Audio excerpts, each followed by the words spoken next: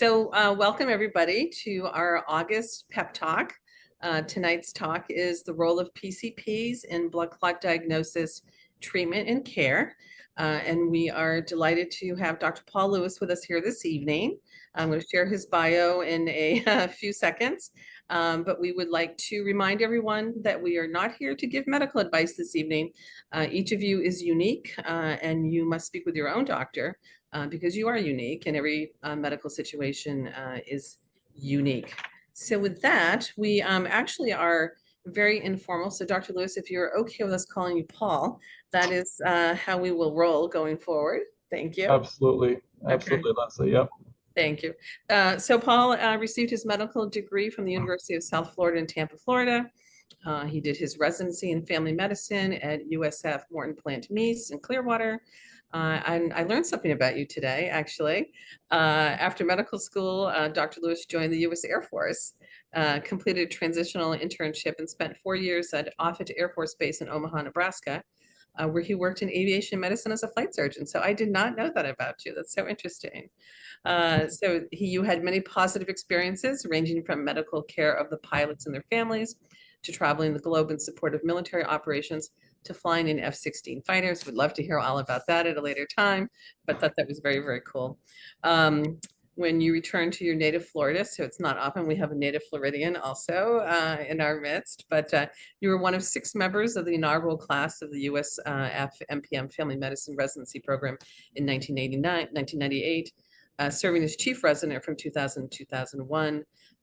You are a very tenured certified physician executive, and I know you are, you have a passion for clinical medicine, and you have been listed many, many times as one of the best doctors in America.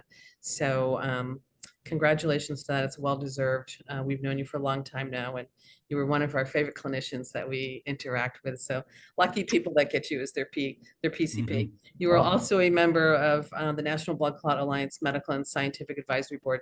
I'm not going to read your whole background because we would be here for the next hour. So with that, we have a very cool comment that somebody just put in the chat. With that, I'm actually going to turn it over to Todd to read the poll questions results and maybe give us a little update on your day too. Great. Yeah, as soon as the poll questions pop up, I'm going to read those to you, folks. And if you could just answer those with a click, that would be great. First question, was your PCP involved in the diagnosis of your blood clot? Yes, no, not applicable. Question 2, was your PCP involved in your blood clot treatment plan? Yes, no, not applicable. Do you feel your PCP is knowledgeable about blood clots? Yes, no, not applicable.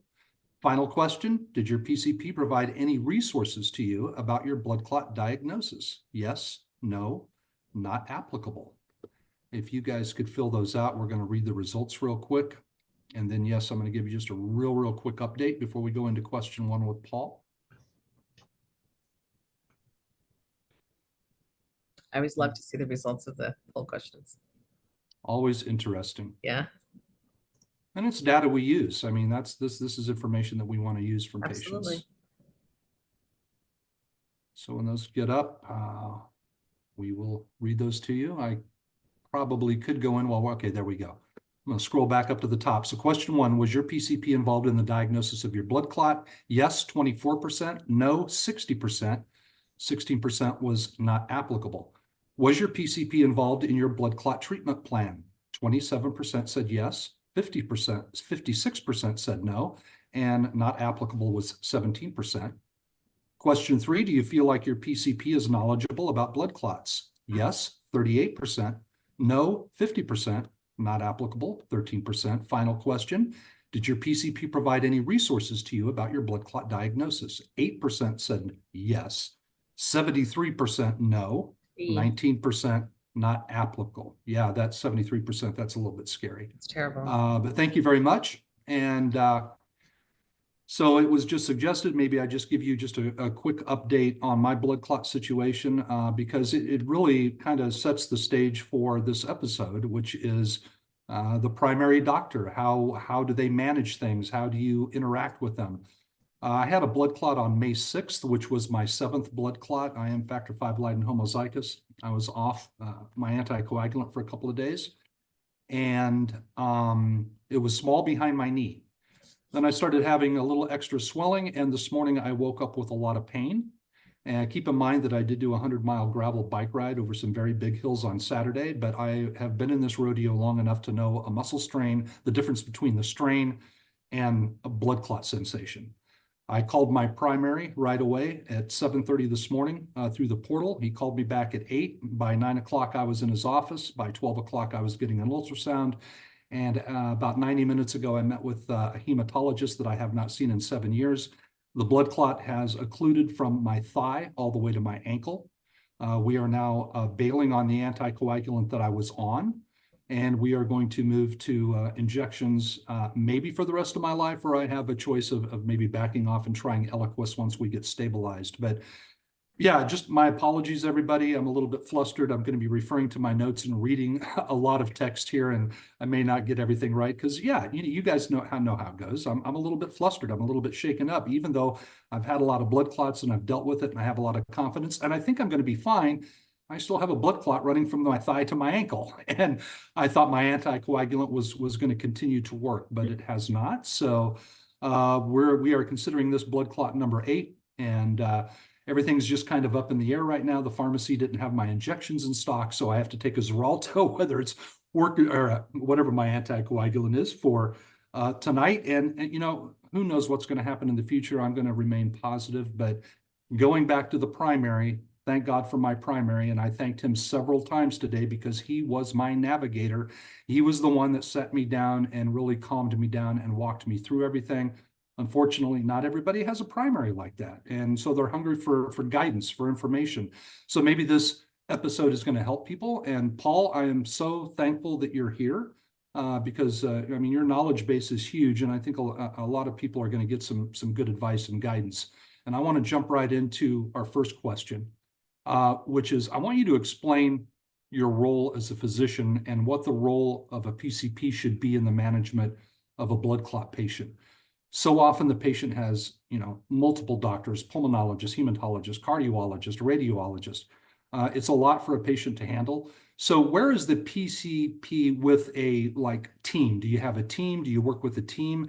How do you manage this for your patient?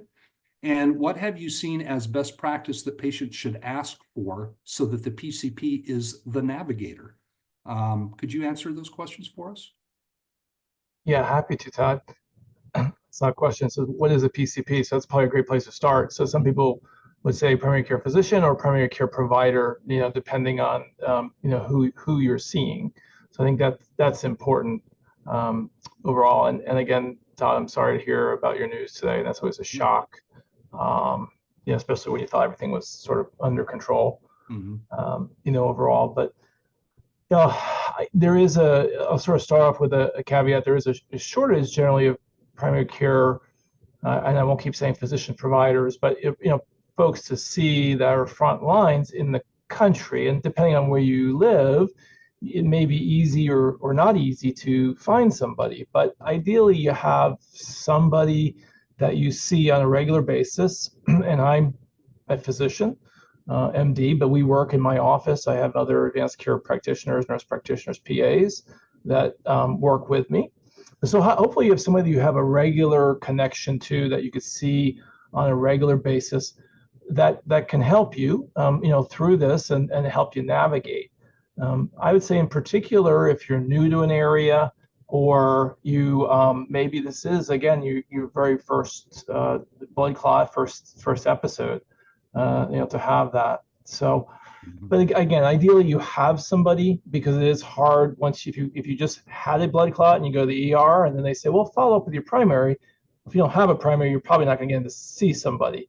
So then you're in a bit of a limbo. So it's always good for people, even if they're well, to just establish with somebody. And sometimes people just come in and say, hi, I just want to meet you. And that way you know who I am in case I need you or in case something happens. So that's always a good place to start. Can they do like a search online? Should they go maybe talk to other patients? Who's your provider? Go on, look at maybe reviews or comments from patients. Is that helpful? Absolutely. Yeah. I mean, just as you would go through trying to find anybody else that, you want to help you, whether, it's around your house or with your health, talking to friends, family references are always very helpful. Um, Certain people jive better, right, with their personalities, with other certain people. And I think that's important to, if you can, that's not always perfect, but what's sort of the style of the person you're seeing, what's their demeanor, are they more, again, I'm more into shared decision making. So I would say to my patients, here's your options, here's the pros and the cons, and then let's decide together based on your beliefs and your goals, as opposed to me saying, well, this is the one way to do it. And so again, it's important to have that, hopefully find that. Reviews online are okay. Some are, some are good, some are bad. Sometimes I get bad reviews because people wait too long to see me in the office and I'm running behind. But so you always have to take those with a grain of salt, of course. But again, I think if you have friends or family or somebody that can refer you, it's always the best. All right, Sure. to find somebody. And if not, there's always trial and error. You can go see somebody, and if you don't click, there's nothing to say you couldn't go in a few months and go somewhere else. So, I think that's a place to be. I think so my doctor was actually my wife's doctor who had brain cancer. And so I was already kind of used to talking to him, and he became my primary. So that, that kind of fell in, but it was really important. So I think primaries are just important navigators and can help patients a lot. But Paul, thank you. Leslie, I know you have some questions. Yeah, just to follow on to that, Paul, a question for you. So if you have a patient who has a history of blood clots and you're their primary care physician, and hopefully everybody goes in for their annual checkup, what does that checkup include as it pertains to blood clots? Do you just kind of ask them how they're feeling? Have they had any signs or symptoms? Or is there a kind of an annual checklist for you as well? Yeah. Again, I think in terms of touching base with the patient that had a history of blood clot, one is, are they, was it provoked or unprovoked, right? So did they have a good reason that they had that blood clot, or maybe they had a surgery and that's the reason they had it, and they were on anticoagulants for 6 months and now they're off of it. So I think that's kind of an important differentiator of are you still at risk, so you're having ongoing risk, or was your risk transient? And it makes a little bit of a difference, because if I'm seeing somebody and they had a provoked and it occurred several years ago and there was a good reason, again, that's a little bit of a different exam. But if someone's actively on an anticoagulant and they've had one or two, or unfortunately in Todd's case, many blood clots, when I'm seeing them, obviously really good history, talking to them about any risk of bleeding, any risk of swelling that they're having. So we'll certainly do that. Again, and some of this is talking. And then, of course, in terms of physical exam, I am looking at arms, legs, looking at if there's asymmetry. So if there's one side bigger than the other, is there big venous distension of the veins, and that sort of thing when we're looking at it. Of course, if someone's had a history of pulmonary embolism before, then I'm asking more questions about shortness of breath, or they're more fatigued than they were previously. So you're just looking for little clues that something's changed, that it's you're not in equilibrium anymore. That's great. Particularly the difference in like leg size or ankle or calf, et cetera. I know not all doctors do that, but I think that is important to include. All right, so let's talk about hospitalization and procedures. So according to the CDC, the majority of clots actually do occur after leaving the hospital for up to 3 months post a hospital procedure. Remarkably, they think 70% of those are actually preventable blood clots. So for patients who are, and this is a big concern for all of us that are patients, that when we have to have some kind of procedure, preparing for this.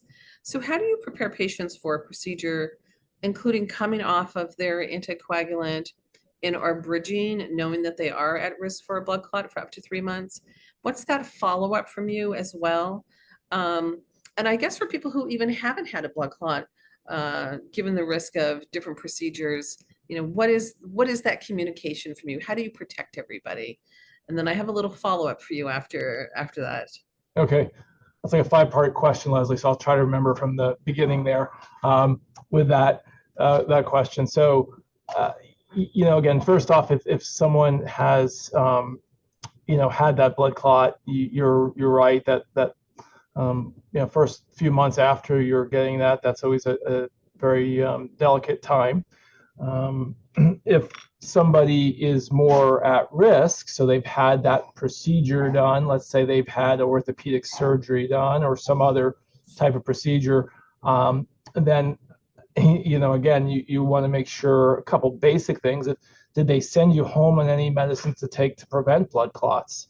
Commonly to send people home on either aspirin or other low dose medicine to prevent a blood clot. If that's the case, you always want to make sure you take it like it was prescribed. And sometimes you have to take something for 14 days or occasionally even up to 28 days after a procedure to prevent that blood clot from occurring.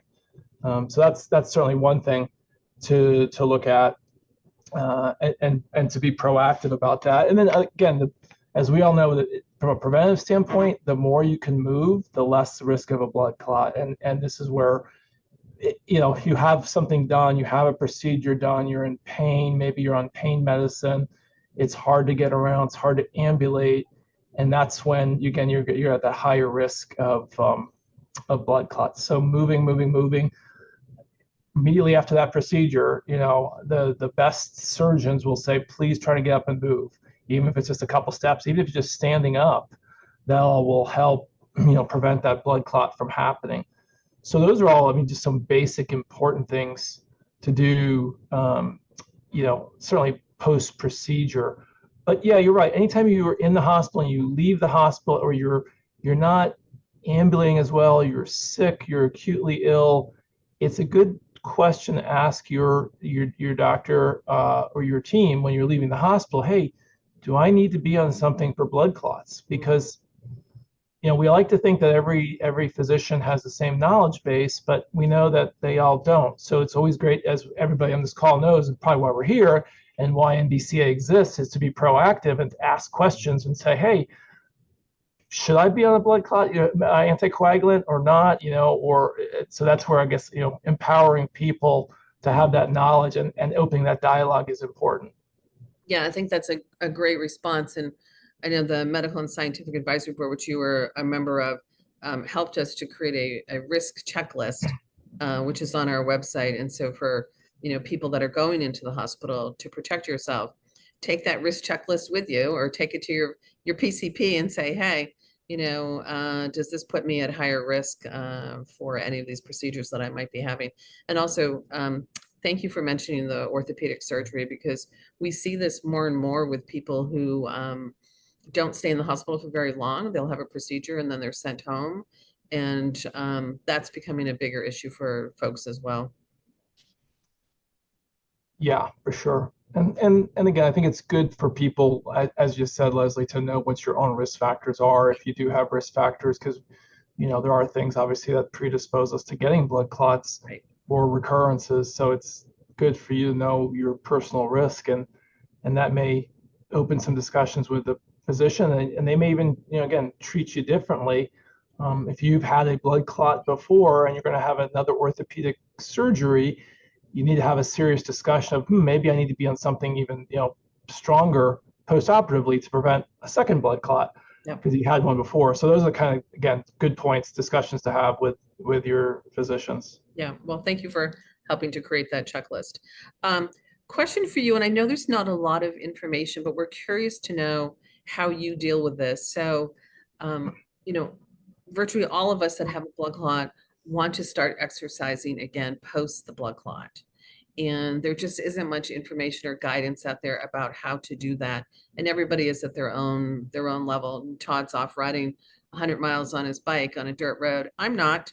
But we all go at our own pace. So how do you incorporate exercise into the kind of protocol for patients after they've had a blood clot? What is that discussion? What do you recommend? What do you do? Yep. Another great question. So I think some of it is, what is your pre-blood clot level of activity? All right. You're like Todd, you're biking, hundreds of miles, or I'm more of a walker, so what is your thrombosis level of activity? Because that's important to know what that is. So is it more of, is the person you're having that discussion with, are they, high level athlete? Are they again, someone who's very lots of biking and a high level running? Or are they more somebody, I just want to be able to get out and do some brisk walking? So I think that's important. But yeah, first off, did they have a DVT, or did they actually have a pulmonary embolism? I think that's going to be a big difference. Obviously, if you had a pulmonary embolism where the blood clot's gone to your lung, that's going to be something you have to be a little more cautious with. And I definitely, especially if it was a large one, or if you had even have it taken out, that's a discussion I think you need to have with your physicians before going into any sort of activity level. Again, the DVTs, when did it occur? How long ago? If you're talking about you've been on anticoagulant for a few weeks and you want to start walking, again, no problem from that standpoint. We don't, in the old days, which was not the right move, we used to have people on bed rest after blood clots, and now we know that's absolutely the wrong thing to do, but we did it for a long time. So yeah, for majority of cases, there's going to be no contraindication to going back to a walking program, right? I mean, even again, once you're on an anticoagulant, a day or less, you can certainly start walking. And if you're a marathon runner, you don't want to go back running the marathons the next day. You want to slowly let that anticoagulant work, and some of the blood clot will be dissolved, whereas some, again, may still be residual. So I'll usually tell people to sort of ease their way back into it, and slowly work up to wherever they were at. And they may or may not, again, if you're a high level athlete, you may not be able to get back up to the level you were at, and you have to be patient with your body, and also take into account the medications you're on too. Great point. Thank you for that. It's one of the top questions that we get from patients is, how do I reintroduce exercise into my life after blood clot? Yep. And your organization, our organization, Leslie, again, great resources online which talk about exercise and activity. I think there's some other organizations that have some references to it, but yeah, that's always good to look up credible sources of information. Yes, I would agree with that. Also, Todd? Yeah, and we talk about in the support group all the time about exercise, because that's one of the top questions that we get from patients. And like today, I asked about restrictions, even though I've got this blood clot from my thigh to my ankle now. And, I'm told, no, not really any restrictions in the gym, except for no deadlifts, no, lower body stuff. I was told I can do upper body if I wanted to, but I know that I even have to ease back into it until the swelling's gone. We've talked a lot about the role that you play and, what's next for the patient. Another one of the issues and questions that comes up in the support group is follow-up. And if you can comment on this, this would be great. Follow-up ultrasounds. It's a big question, because I think a lot of patients expect that there's going to be a mandatory follow-up to relook at the DVT or PE or whatever. Do you follow up with patients and actually do another ultrasound on someone who's been diagnosed like a couple of months later, or is it only if they have issues after? That's a great question too. So the answer is sometimes, right? Sometimes based on, again, the individual's risk factors, going back to that provoked versus unprovoked issue that we talked about earlier. And maybe Paul, just explain a little bit what unprovoked versus. Sure. Yeah, sorry. So yeah, I mean, so a provoked would be, I had something done, such as a procedure, where there's a reason where I was had this blood clot that occur, and the procedure is probably like a orthopedic surgery, or maybe you broke a leg or something like that, that there's a good reason, or at least a fairly good reason, that you got the blood clot. When we say, provoked versus unprovoked. So, unprovoked be, I was doing my daily activity and I wasn't in the hospital. I didn't fall and hit my leg. I wasn't, bound to a chair for 3 days, but somehow I got a blood clot, right? So that's more a little mysterious. That's probably the way we say, unprovoked, from a terminology standpoint. Like, why did that occur? Like, why did that, and you get into issues of, familial reasons for having blood clots, familial, lots of other questions that can arise when you have a unprovoked. But again, so that may help decide, going back to the question, about, do I want to go ahead and get an ultrasound at the end of therapy? It's not necessary, though, to have that done.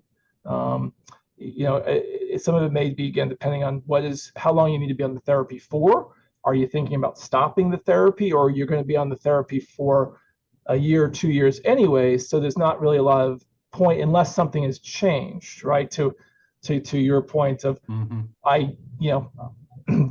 I'm 3 months out, I'm 4 months out, I'm 6 months out, my leg was not very swollen. And now, gosh, it's, again, Todd, sorry, in your case, if whatever occurred, now it's swollen again, something has changed. So that's a great reason to get another ultrasound. But you know what? I had a blood clot 4 months ago, things are going well, I'm still on anticoagulant therapy. I'm curious, is the clot still there? But otherwise, I'm not really symptomatic. I wouldn't do an ultrasound in that case. Sure. And one more, just a real quick question. When it comes to anticoagulant, are you the one that prescribes that, or do you work with a hematologist and the hemo makes that call? Yeah, great question. Another one of these, it depends, right? So you've got somebody that's first time blood clot, and their platelet count is fine. They don't have a high risk of bleeding. Very comfortable starting them nowadays, especially, and you mentioned 2 of the brand names earlier, but starting people on anticoagulants, I'm very comfortable with that. It's the more complex cases, for sure. That's where I'll get on the phone and call a friendly neighborhood hematologist. The recurrences, despite being on appropriate anticoagulant therapy, or person has had bleeding, so it's the more unusual cases that I will go ahead and call the hematologist. Sometimes some of the family history of blood clots, and then so those are one that I have no problem giving them a call and talking to them. But again, depending on where you're at in the country and what your access is to hematologists, and we've had this discussion, there's fewer hematologists that do hematology. A lot of them will kind of concentrate on oncology. So you have to have a hematologist to go to. I'm fortunate in my area. I've got colleagues that I can call on. Of course, I've got friends at NBCA I can call on. So I'm pretty lucky. But I have no problem. And I always tell, and I train doctors, and I always tell the young doctors, I said, if you're not confident what you're doing, phone a friend. You don't want to overextend yourself and your knowledge base. If you're comfortable and you know it, then I have no problem as a primary care physician. But if you're not comfortable, don't feel you're current on your knowledge, then you need to call somebody. And that's what made me feel really comfortable with my primary over the years, is he wasn't afraid to reach out. He would always say the same thing you did. Well, I've got a friend in hematology, I've got a friend in cardiology, and he would hook me up as referrals. And it was nice to have that connection where I felt like I had a team, So. Yeah, that team is important, especially if you have a more complicated case that, everyone's looking at a little different angle of it. So. Right. Yeah. Thanks, Paul. Leslie? So should we look at you as the manager of the baseball team? And you're the other doctors, the different players on the team. And no, seriously, and that's your role, is to help manage those other participants on the team? Yeah, I mean, in complex cases, that's a big role. Again, some where you have hematologists, your pulmonologists. You mentioned that earlier. You have several people involved, and I think it's the role there is to help to coordinate and make sure everyone's communicating and that the plan is clear. So that's a good time to be the manager. I mean, there's certainly other times, as I mentioned, where things are a little more straightforward, that I can be a solo hitter and just bat for myself. But as we get more complicated, I'm absolutely calling in other folks and having that conversation. That's a good way. And again, just it's important for all the doctors to stay current, and make sure that things change. I mean, recommendations change in our guidelines every few years, and the hematology societies put out new guidelines every few years. So it's important to stay up to date with that. And again, as a primary care physician, it's a little harder because you have to stay up to date in a lot of different areas. Hematology has sort of one area. So it's, again, no problem calling a hematologist if I'm not comfortable. Yeah, that's great. Thank you. So wanted just to follow up on, Todd and I were talking about anticoagulation. So obviously there's a risk of bleeding if you're on an anticoagulant. And so that's also a big concern for patients.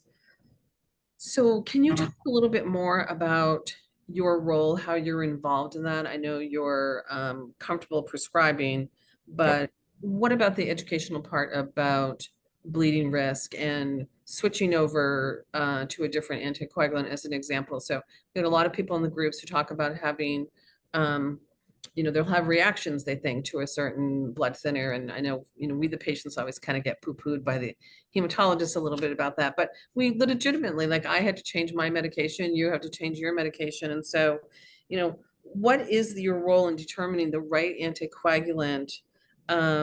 Many patients feel these side effects. We've lived through this. And then what is your role with INR testing? Because that's completely different than the DOACs as well. Yeah. So again, whenever you're starting somebody on anticoagulant, assessing what their bleeding risk is important to do that. I'll oftentimes have them say, one of the first things you want to look at if you're starting somebody for a blood clot is what other medicines are you on that might cause bleeding? So for example, I take ibuprofen every day because I have arthritis, or I take Aleve every day. Well, Aleve and most of the anticoagulants are going to put you at much higher risk for bleeding, right? Or even baby aspirin. I take a baby aspirin and I take, again, a DOAC, Eliquis, Xarelto, whatever it may be. Okay, so the question would be, do you really need to take that baby aspirin?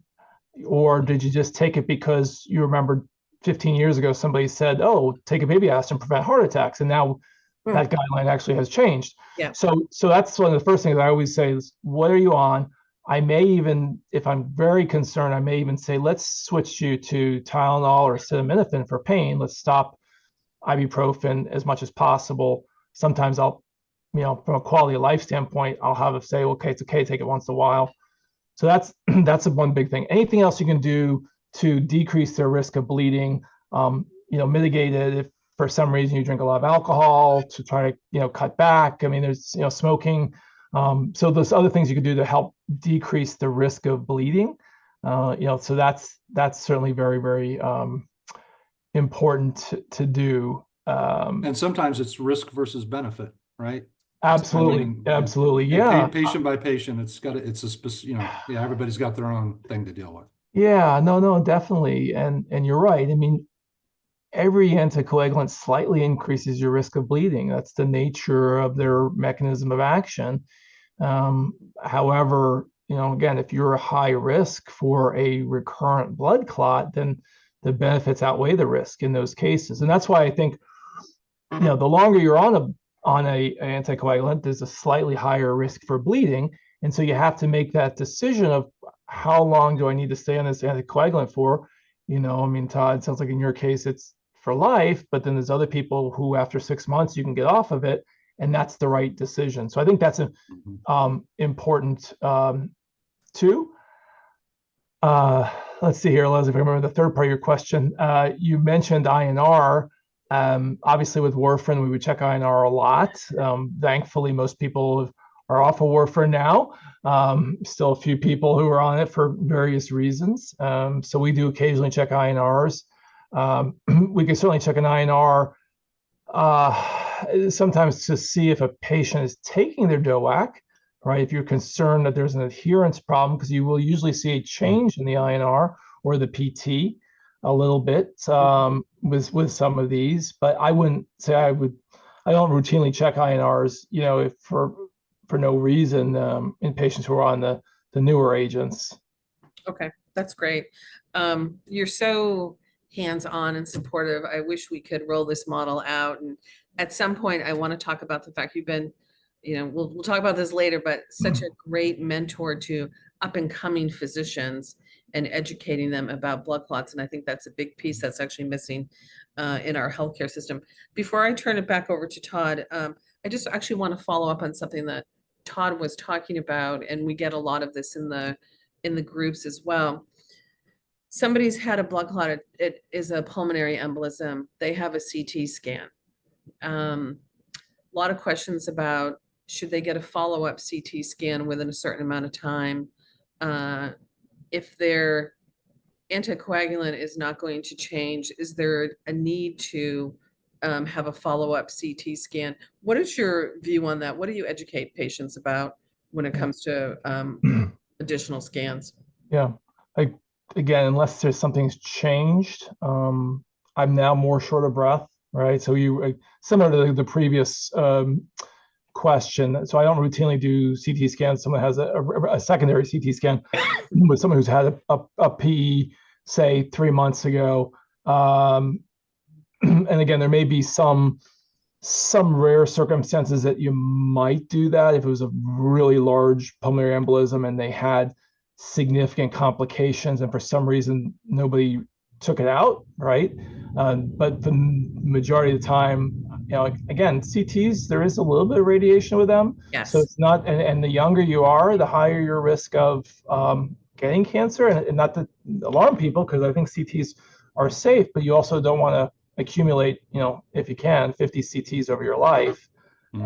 So I think it's an instrument you got to just use cautiously.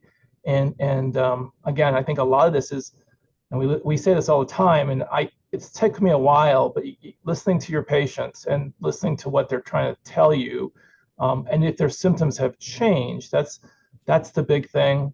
And again, I think the older you get, the more you realize that patients are trying to tell you something, and certainly I've been a patient myself, and things don't always follow the book, right? We always think, well, there's a 0.5% chance of a side effect. Well, that's 1 in 200.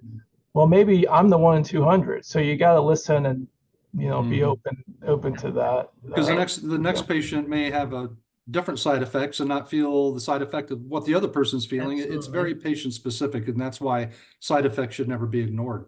Or When a patient says they're feeling this, they're feeling it. Why? That's what you want to get down to. Yeah. Thank you for that. Okay, Todd, back to you. So let me ask you a question, and people know that I harp on this a lot, but for good reason. It bothers me. Is non-compliance an issue with people taking anticoagulants or any other medication? But let's just focus on anticoagulants. Have you seen non-compliance be an issue at all? Yeah, I mean, occasionally, and I know they keep telling me I can't use compliance, I'm supposed to use adherence. I don't know if I know the difference. Good point. I'll remember that. I know, that's what they tell me. Legal thing. That's that's what, Okay, so okay. I can't chart that anymore. But again, if anybody who takes medications, unless you have a really good system, you may forget it. I had a really busy day and I'm tired, and so that happens probably to even people who are super diligent. So that can be an issue. And I would say, especially with some of the newer anticoagulants, that you do have to be a little more cautious if you miss a few doses, right? Because you are going to be a higher risk. And whereas again, if you're on Coumadin and you miss a day or even 2 days, you're probably fine. But with the newer agents, because they have a very short half-life, which means they're just not in the body as long. So then if you forget, let's say 2 or 3 doses, that level that drug is dropping in your body, and then that could predispose you to having a recurrent clot. So yeah, again, I tell people, if you miss a dose or two, don't try to make it up. Don't take 4 at once, right? Just as soon as you remember, get back on that medicine, and try to think about why, maybe why you forgot to take it. Sometimes I have patients with memory problems. That's a common reason that people sometimes that's a good forget. point. They're older, they have some memory problems. Well, you get busy lives, right? Yeah, no, that too. Mom's Absolutely, at home, right? dad's at home, taking care of the kids. Absolutely, It's like absolutely. sometimes Yep. you get distracted. Well, no, what I don't like seeing is someone saying, "Hey, I missed a couple of doses, but you'll be fine. You'll be fine if it happens. Don't worry about it." I don't like seeing that, because you want to try to develop a good habit, but missing Great. it 2 or 3 days in a row, to me, that's not fine. No. Yeah, it's gotta happen. that's why I agree. That's why you can be super, try to be diligent, especially with the newer agents. Good point, because if that Yeah. level drops, you That's are at right. high risk. And as I say, That's right. if you did it, you don't beat yourself up, but maybe figure out, well, Right. why did I forget it, and what can I do so I don't forget it? Do you put it by your toothbrush? Do you, buy a pill box? Whatever you got to do so that you don't hopefully repeat that mistake. So that's a good point, Todd. Yep. Okay. Thank you, Paul. So I've got a 2-part question for you. We were talking about communicating prevention techniques or advice. How do you educate patients from a prevention standpoint? What do you do? What information do you share with your patients, particularly if there might be a family history of blood clots or other risk factors? And the second part, we know that patients suffer from PTSD and anxiety post-blood clot. How can the PCP help a patient with this issue? Yeah, good question. So I think, again, the first part is, and that was a good question at the beginning. You asked about, did your physician, PCP, give you any information about blood clots?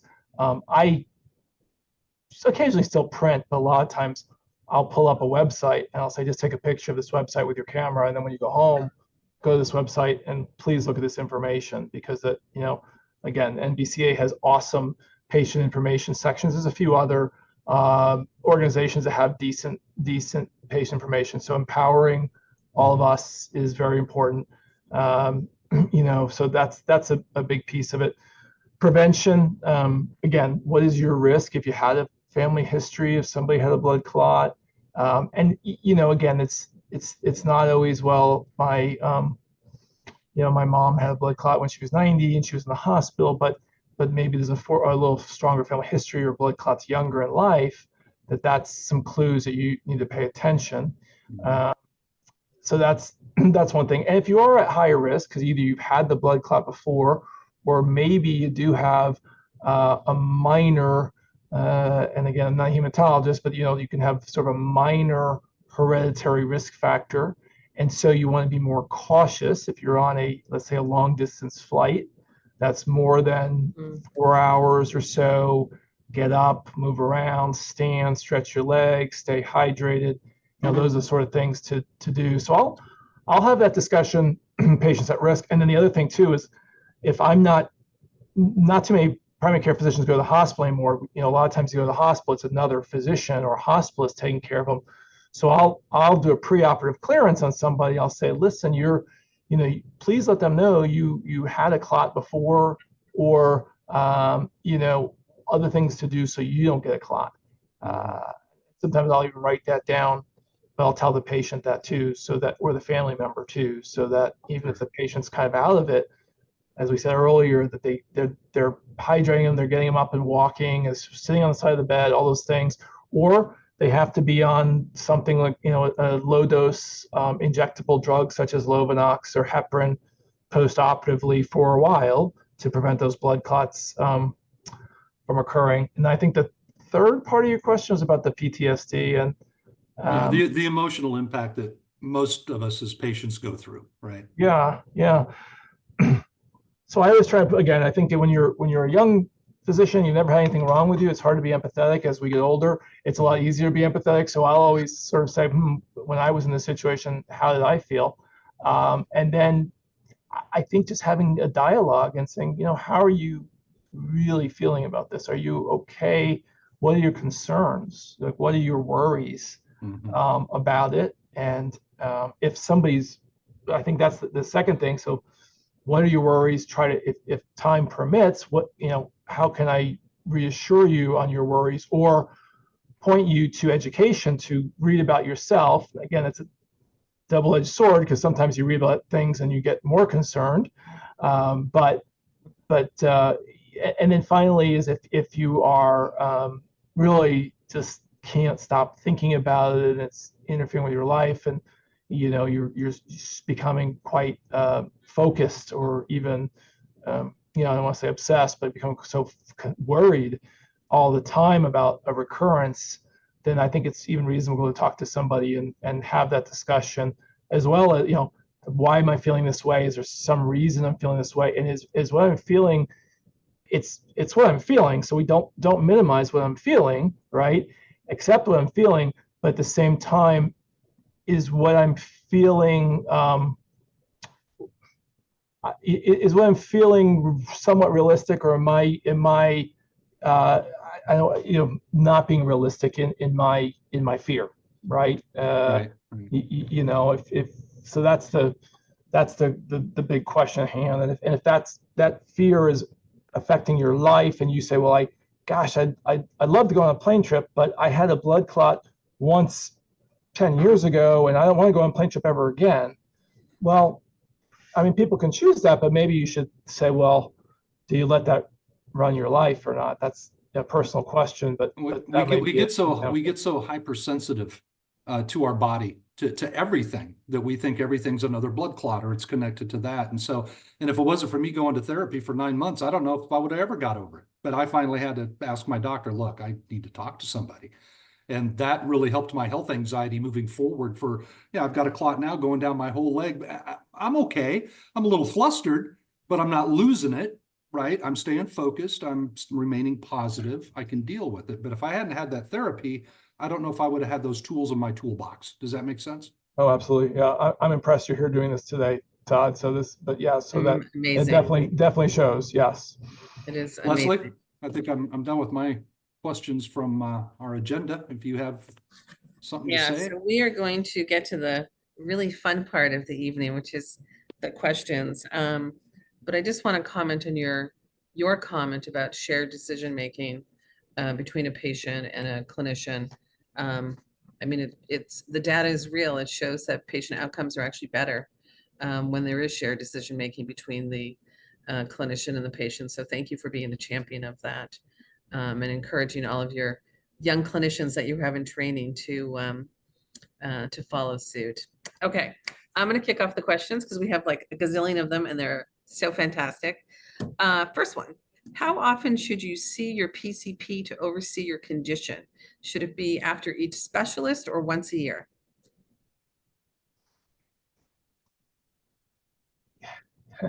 So I guess the question might be what condition. I think if we're assuming maybe a blood clot as the condition, you don't need to see them after every specialist, but I think it's important to touch base with them initially, at least I'd say every 3 months, and then every 6 months thereafter. That's a reasonable time.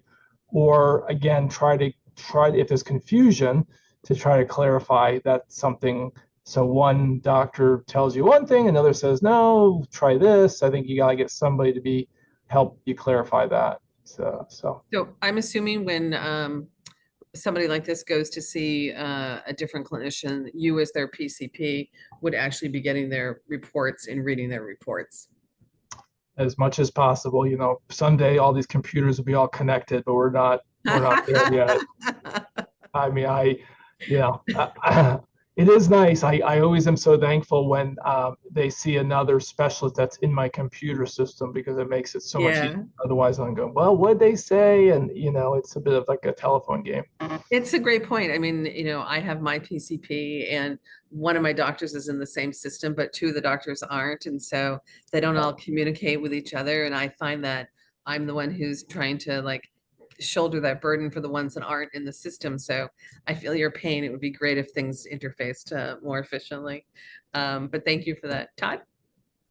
Do you know of any, some of the DOACs haven't been around very long. I mean, they're starting to take hold, but are you familiar with any long-term effects of any of these DOACs or even warfarin? Are there any long-term health complications that people should watch out for that we're aware of? Yeah. Well, again, side effects can occur anytime, right? I mean, typically they'll occur when you first start taking a drug. So you always have to be cautious about side effects. Yeah, so that's one. The other big thing, of course, is bleeding risk. As I said, the longer you're on it, the unfortunately a slightly higher risk of bleeding. So that's the biggest thing. So if you're at risk for bleeding, I may tell people, please stop climbing on your roof. I'm going to blame the men here, as the men are always like, oh, I'm going to go on a ladder. Listen, you're 80 and you're on anticoagulants. Maybe your latter days are behind you. So I just sort of, try to take common sense about that. Because, if you fall off the ladder and you're not an anticoagulant, you're going to hurt yourself. If you're on anticoagulant, then you really may have a bad outcome. Yeah, for sure. All right, so here's a question for you, and I have often wondered this myself, but why are people not automatically referred to pulmonary rehab that have PEs? That's another good question. I think, we, pulmonary rehab, cardiac rehab, we are, as a country, not that great about doing that, even after sometimes people have heart attacks. It probably depends again on how big of a PE you've had. If you've had a larger PE and you're having shortness of breath, or you have residual shortness of breath, that would be something, if you can get it covered by insurance, that's the other side of the coin, there might be some benefit to having that done. Again, if you've had a lot of pulmonary embolisms and you are having progressive shortness of breath, you need to get that evaluated, because you can develop something called pulmonary hypertension, which sort of sneaks up on people slowly, and you get progressively short of breath, and you might say, oh, I'm just getting older, or I'm not in good shape. And the reality is you have this pulmonary hypertension. So if you've had some blood clots and they're big in the lungs, that's where, again, it's reasonable to go talk to your pulmonologist. But small blood clot in the lungs and you're on anticoagulant and you're doing fine, I wouldn't refer them, for pulmonary rehab.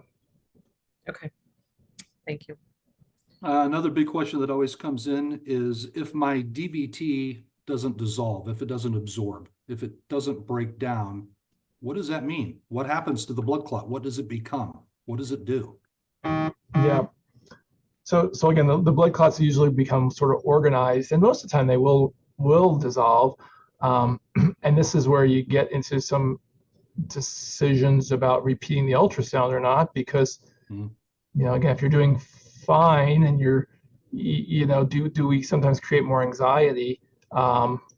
If you're thinking about stopping and you're on the fence, that's where sometimes the ultrasound may come into play. But if you have it and it's still there, it hasn't changed, it also hasn't progressed. I think that's the more important thing. What does it mean when it calcifies? Yeah. So it just never got fully reabsorbed, and now it's calcified, and you're not going to do anything about that necessarily. So we like to see it reabsorb, and this, again, this is sort of like I have this discussion with patients, like, well, if we're going to do the ultrasound, it may lead to more questions, and it could lead to, it may resolve. If everything's negative and it's beautiful and it's perfect, hey, that's great. But on the other hand, if there's something like it's calcified or it's not resorbed, it opens up a little bit of Pandora's box. So it's again, that goes back to that sort of that shared decision making discussion. Sure does. Thanks, Paul. Okay. What is your view on natural remedies and the interaction of them with blood thinners? So I'm not aware of any natural remedies for blood clots that, like a pulmonary embolism or DVT. Yeah. I'm not, that I know of that has any evidence. And I think that would be potentially very dangerous if, to do that. There are other types of herbs that we take. And that's why, again, every time you go to physician, hospital, wherever you're going, if you're on herbs, if possible, have that list with you. A lot of times there are certain herbs that will interact. It used to be more with Coumadin, but there are several types of herbs that can cause some blood thinning. And so that goes back to risk of bleeding. And so if I mentioned the anti-inflammatories, but that's another good point to say, well, are you on an herb that might increase your risk of bleeding? And do you really need to be on the herb while you're on an anticoagulant, or could we stop it for a little while? And then if we get you off the anticoagulant, go back on that herb. So it's a good discussion to have because, yeah, some of them can increase your risk of bleeding. And I really probably should have mentioned that earlier about herbs and making sure you disclose to your medical professional what you're on, what you're taking as much as possible. Yeah, we understand people's interest in the space, but we really do try to inform people that there is no replacement for your anticoagulant. We want you to stay safe, but to make sure that you're sharing whatever you are taking with your doctor, because it can lead to bleeding or higher risk of bleeding. Mhm. Let's talk about fatigue real quick, because this is in the support group all the time. I went through it. Why is it that a little bitty DVT, clear down here in your calf, makes your whole body feel just exhausted? And it feels like you've been hit by a truck and you want to sleep all the time. And why is that? Yeah. Why do we get so wiped out? Why is it such a body-wide event? Yeah. So it really is multifactorial, right? So likely many reasons why you're feeling that way. One of the primary ones is just you're having a pro-inflammatory state, Yeah. right? So you have, when these blood clots occur, if you think about what's occurring in your body and all the various blood components sort of rushing to that area of your body, and they're causing this blood clot, and you have inflammation in your body, that's systemic. That's your whole body's reacting for whatever reason to create this blood clot. So I think that's certainly a component of it. And then of course we worry about these things. I think that's another component. Maybe you're not sleeping as well. And by no means am I saying, oh gosh, it's because you're worrying. I'm saying I think it's multifactorial. I think they both play into each other. If you really don't feel well, some people may, again, small blood clot, you may not feel anything at all. But if you're a larger blood clot or PE, but I think again, any of us would have some concerns about that occurring, and could that affect your sleep? Maybe you're not exercising the way you were before because you're afraid to. Maybe you're not getting the nourishment that you should be getting. Yeah, I mean, sure. Fueling the body. Yeah. So and plus patients, they get stuck in the middle. Is this a side effect of the med, or is it the recovery from the blood clot? Which is it? And they don't know which way to go, but it's tough in the beginning because it is hard to tell. Yeah. No, I mean, that's a good point, because it was a side effect from medication. Then you get into, well, if I really think it's a side effect from medication, do we switch, or do we sort of just stick it out? Let's see how you're doing in 4 weeks from now, if you're doing well otherwise. And so great. Yeah. Great. Tough question. That's a tough question. Yeah, that is a tough question. So we're going to each take one more, and then we're going to close it out because we want to be mindful of your time.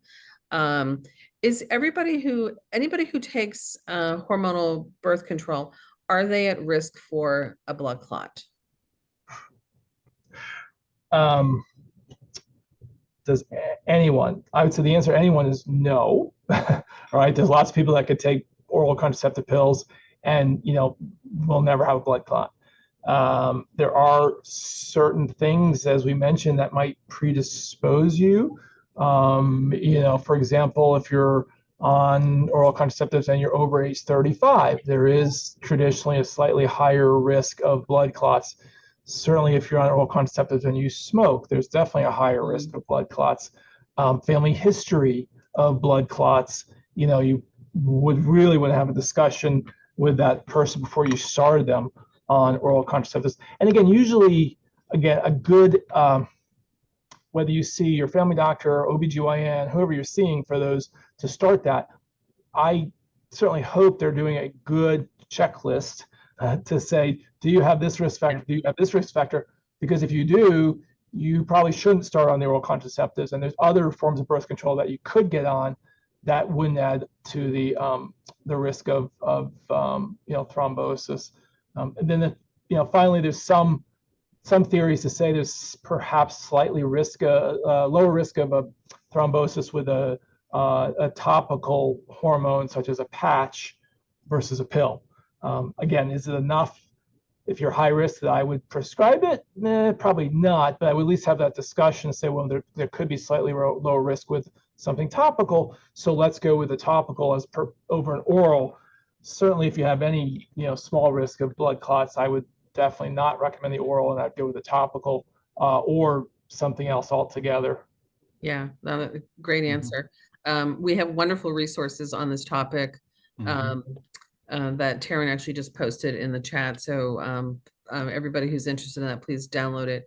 And then there is the introduction now of O-pill, which does not have hormones in it. And so hopefully we'll be getting information on that from you and the rest of the medical and scientific advisory board soon, so that we can perhaps provide an option down the road for women that is birth control without hormones in it. Yep. And the same question, Leslie, comes up too sometimes with perimenopausal or postmenopausal women about hormone replacement therapy if they're having severe hot flashes. It's a similar kind of discussion that you have to have with folks. Yeah. Yeah. No, great point. Okay, Todd? Yeah, and I'll ask one last question, and this popped up here, and then of course it's always talked about in the group, and I think it's worth discussing once again, at least to get your opinion on it. For those of us that like to indulge in a beverage once in a while, an alcoholic beverage, after we're done with getting diagnosed and we're in recovery, can't I just have a glass of wine, a glass of beer? Is it all right to have a few drinks? What do you tell patients while you're on your anticoagulant now? Okay. I may ask how big the glass is. So my first question. Very important. That's an important question. But, again, what are they on? All right, and it is what are we talking here? Are we talking a 4-ounce glass of wine, or are we really talking? I'm going to go out with my friends and I want to go out on the weekend or to a bar and have several drinks. So I think that's important. There's technically no contraindication to having some small amount of alcohol with medications. I think, again, once you go over a certain amount of drinks, that's when you typically may have issues. And I will usually say 1 to 2 drinks is the max. But you do have to find what a drink is, because some people might say, I got some people who drink is 12 ounces of wine. Others might say 2 ounces of wine. So I try to give some parameters around that. I really just want a shirt that says moderation is everything. Right? Yes. When it comes to anything that you're talking about, it's about moderation, not always about elimination. Yeah. Elimination is very hard. Is the risk bleeding risk, or is the risk fall risk that you're concerned about? The risk would be, from a couple drinks, would be fall risk. If you're chronically drinking 3 drinks a day, 4 drinks a day, 5 drinks a day every day, then you're really more on the bleeding risk side. So, if someone does have a history of alcohol dependence, you really have to have a tough discussion with them if they're going to put them on the anticoagulant. But again, moderation. If you want to have a glass of wine, you're 3 months out from your blood clot, and you want to go have a glass of wine with your friend or your family or your spouse, or 2 glasses of wine, I would not be concerned about that. Yeah, great advice. Thanks, Paul. Paul, this was wonderful. You were fantastic. Thank you so much. I just want to touch base before we do go. You are a great educator of the up and coming clinicians, and maybe just touch upon this, because there is a lack of hematologists now. There just aren't as many going into the profession. And so the role of the PCP becomes even more important. So, maybe you share your views with us on that, and how you think about in the context of blood clots. Yeah. I think it's important that for physicians in training, as well as advanced care practitioners in training, to get some basic education on blood clots and to make sure that we do that universally, because you have variation, and that's where you have some PCPs who you probably mention a blood clot to them and they're gonna just not even, they're gonna out the door, hematology, right? And so that's not necessarily what you want to do. So we have to do a better job, I think, of educating all the medical professionals on thrombosis in general, so they're comfortable, at least to a certain level. Because to your point, there's not enough hematologists or pulmonologists to tackle all the blood clots that are out there, and a big chunk of them should be able to be handled by your PCP. Yes. That's right. So that's, I think, important standpoint. Yeah. Well, thank you for leading that charge. Yes, thank you. We in the patient community, thank you very, very much. And with that, I want to thank everybody for joining us this evening, and we will hopefully see you all for September Pep Talk soon. Good night, everybody. Good night. Thanks, Paul. Absolutely. Take care, Todd. Bye-bye. Bye-bye.